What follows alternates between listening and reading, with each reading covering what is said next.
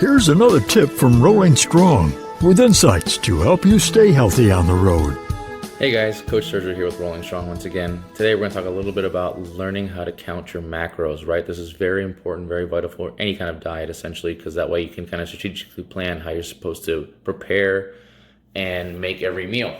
So kind of made a checklist here for you, right? Learn to count your macros, right? First things first is find your BMR.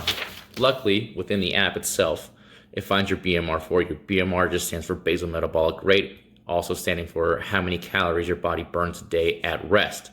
So you'll know exactly how many calories you have to actually use per day, right? Kind of making like a parameter for yourself. The next thing on the list, right here, is find your target calories, right?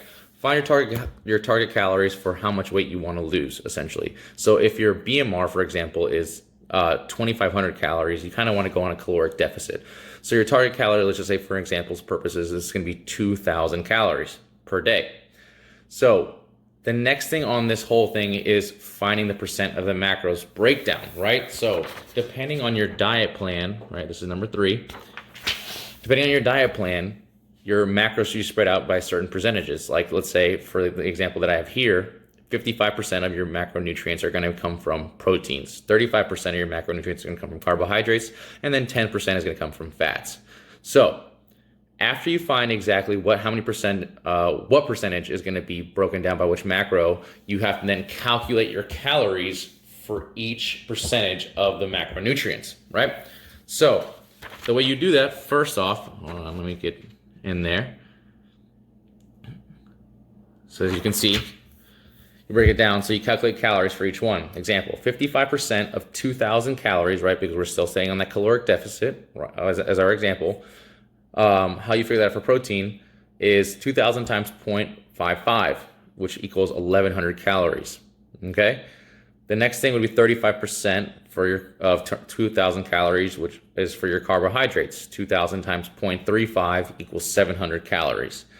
Lastly would just be your fats, which is 10% of 2,000, right, which equals 2,000 times 0.1, and it would be 200 calories, all making up that sum total of 2,000.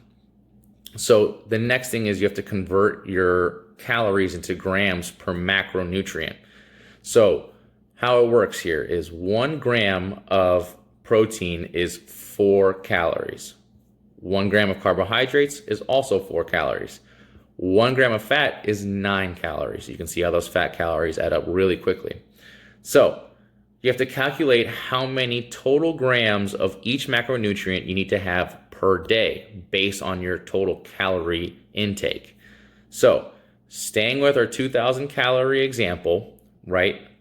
For 1,100 calories of protein, what you do is you take 1,100, you divide it by 4, and that comes out to being 275 grams of protein per day, right? Next thing is our carbohydrates. So you get 700 calories total for carbs. So you take 700 and you divide it by 4, which equals 175 grams of carbohydrates per day.